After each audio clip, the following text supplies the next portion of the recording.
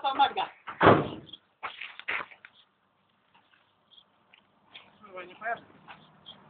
Każdy może go nauczyć jeździć. Tylko tak dalej. No dalej jedź.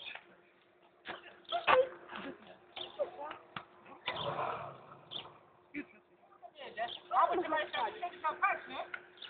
No.